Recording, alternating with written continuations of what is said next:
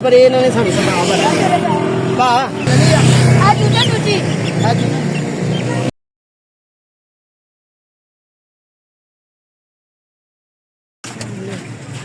ਬਗਤਾਂ ਦੇ ਬੱਚੇ ਅਸਲਾਮ ਅਲੈਕੁਮ ਰਹਿਮਤੁਲਾਹਿ ਵਬਰਕਾਤੁਹੂ ਕਿਉਂਕਿ ਆਹ ਵਾਲੀ ਸੰਗੀ ਆਈ ਚੀਜ਼ਾਂ ਨਾਲ ਤੁਹਾਨੂੰ ਮਸਾਰਫ ਕਰਾਉਣ ਲੱਗਿਆ ਤੇ ਬਗਤਾਂ ਦੇ ਬੱਚਿਆਂ ਨਾਲ ਦੇਖਦੇ ਹੁਣ ਭਾ ਸਾਨੂੰ ਦਿੰਦਾ ਕਿ ਨਹੀਂ।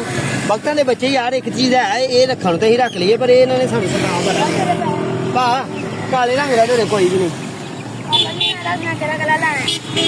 ਇਹ ਸਵਾਲ ਲੈਣਾ ਹੈ ਮੈਂ ਕਾਲੇ ਰੰਗ ਦੇ ਚੀਜ਼ਾਂ ਦਾ ਆਸ਼ਕ ਹਾਂ।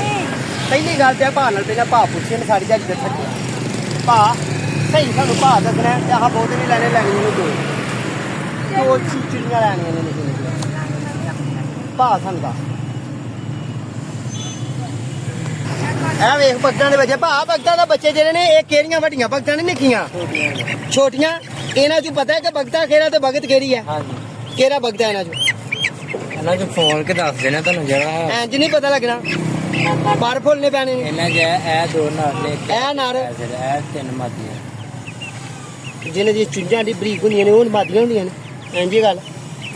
ਜਿਹੜਾ ਲੰਮਾ ਹੁੰਦਾ ਤੇ ਕਿੰਨੇ ਦੀ ਇੱਕ ਹੈ ਇਹ 5 ਹਾਂ ਇਹ ਤੇ ਕੁੱਕਰ ਹੈ ਪਾਪਾ ਜੀ ਮੈਂ ਦੂਜੀ ਲੈਣੀ ਆ। ਪ੍ਰਾਈਵੇਸੀ ਅਸੀਂ ਨਹੀਂ ਹੁਣ ਤੁਹਾਡੇ ਨਾਲ ਸ਼ੋਅ ਕਰਨੀ ਕਿਉਂਕਿ ਇਹਦੇ ਵੀ ਰੋਜ਼ੀ ਦਾ ਮਸਲਾ ਹੈ ਤੇ ਤੁਹਾਡਾ ਕੀ ਪਤਾ ਤੁਸੀਂ ਕੀ ਕਰਨਾ ਕੀ ਨਹੀਂ।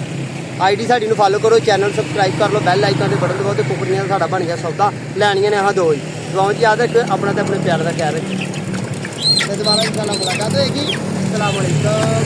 ਇਹ ਲੱਗੀ ਆ ਦੂਜਾ ਦੂਜੀ ਹੈ ਜੀ ਦੂਜਾ